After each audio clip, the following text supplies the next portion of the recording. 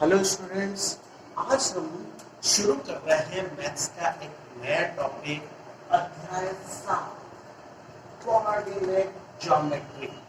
Coordinate geometry का परिचय, introduction. Questions के बाद वाले वीडियो से शुरू करेंगे, लेकिन इसमें कोऑर्डिनेट ज्योमेट्री है क्या, उसके बेसिक कॉन्सेप्ट को समझेंगे। कोऑर्डिनेट ज्योमेट्री मतलब निर्देशांक ज्यामिति, परिचय दे रहे हैं।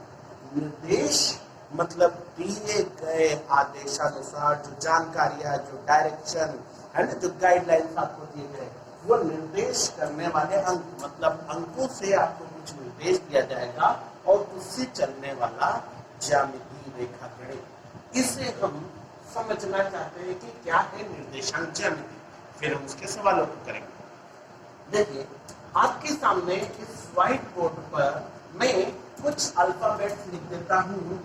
अब A, B, C, D, E, F, G, H, I, J, K, L,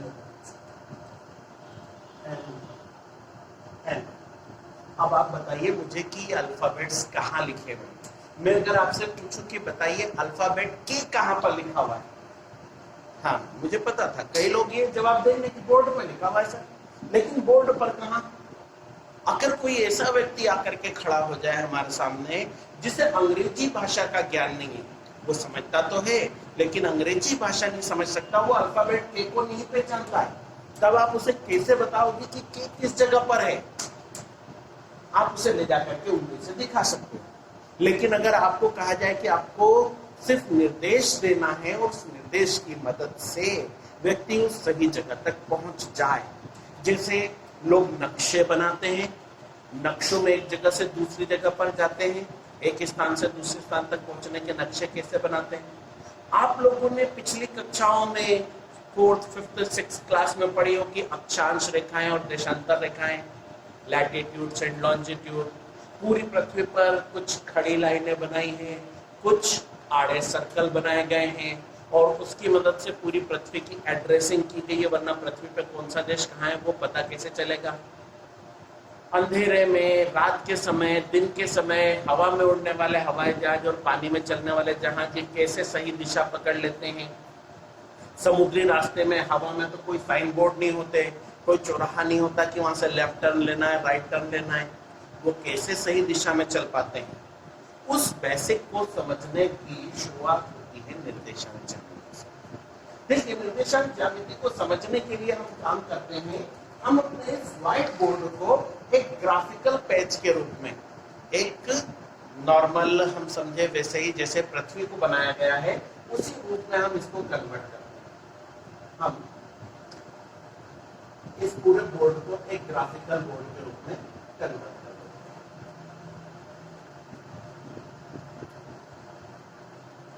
ये हमने ले लिया बोर्ड का centre point, middle point. Okay, वैसे ही मुझे इसका एक आड़े में सेंटर पॉइंट चाहिए, मेरी मदद के लिए आइए, थोड़ा सा नीचे लो। हमने इस बोर्ड का एक पूरा सेंटर पॉइंट बना। Okay, this is the centre point of the board. ये है हमारे बोर्ड का सेंटर पॉइंट। इसको हम बोलेंगे ओरिजिन, मूल बिंदु, जिस पर आपके ग्राफ की एक्स अक्ष और वाई अक्ष दोनों अक्ष दिख गई, लेकिन आपको यहाँ पर दूसरी भी दिख रही है, ये माइनस एक्स अक्ष और ये माइनस वाई अक्ष है ना। इस स्थान पर आपकी दोनों वैल्यू 0 0 है, एक्स भी 0 है, वाई भी 0 है। अब हम इसको और थोड़ा सा बढ़ाते हैं, हम कुछ निश्चित दूरी पर, कुछ डिस्टेंस पर कुछ लाइनें और ड्रॉ कर लेते हैं। हमारी कोशिश होनी चाहिए कि सारी दूरियां एक समान है। हम एक निश्चित दूरी पर कुछ लाइनें ड्रॉ कर लेते हैं।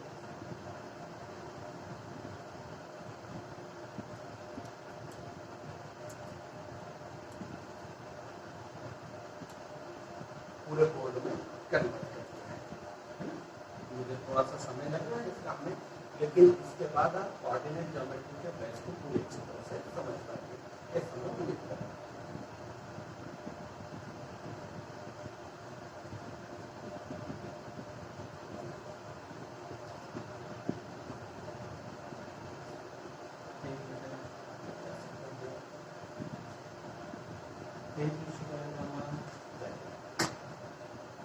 यस स्टूडेंट्स, अब देखिए हमने अपने इस पूरे बोर्ड को एक ग्राफिकल बोर्ड के रूप में बदल दिया है।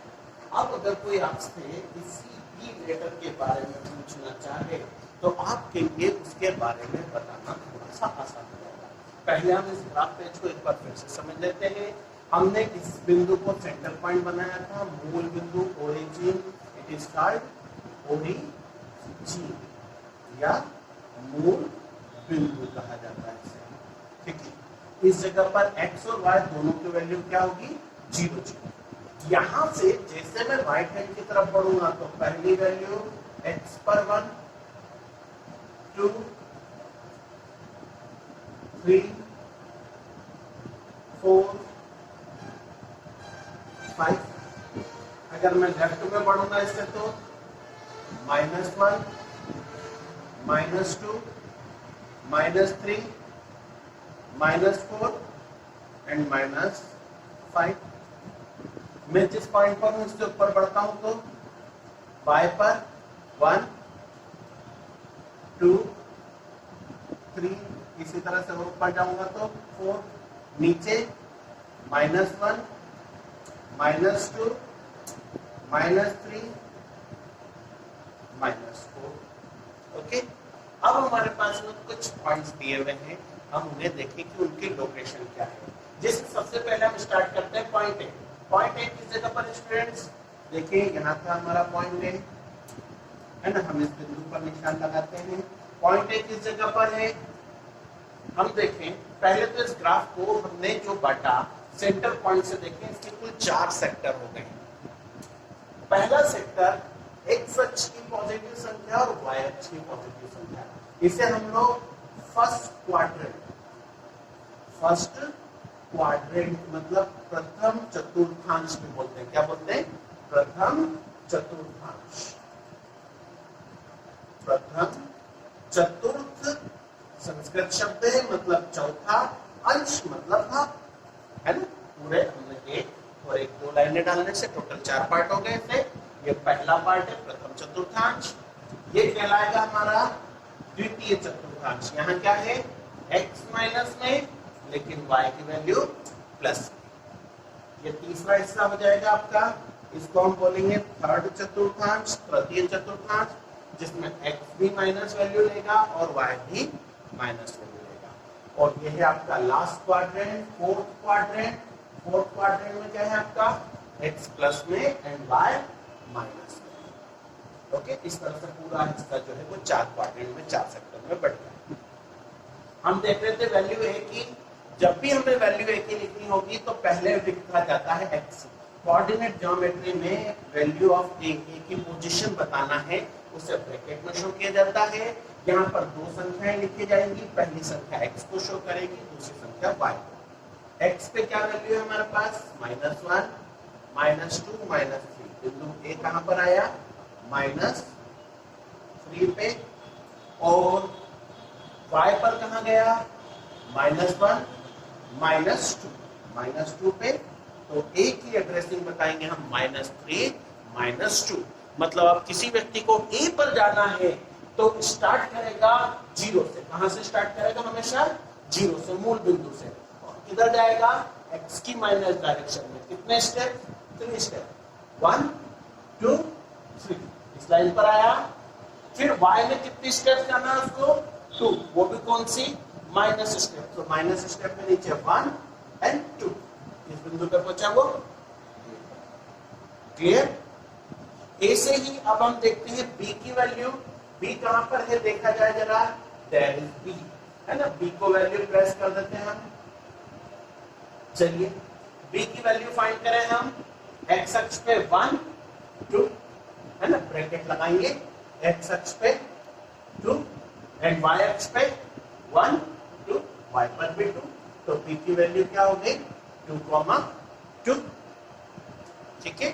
c देखा जाए, c कहां पर मिलता है आपको, दैट इज c, है ना। c कहां पर है, चलो हमने माना वो इस जगह पर है।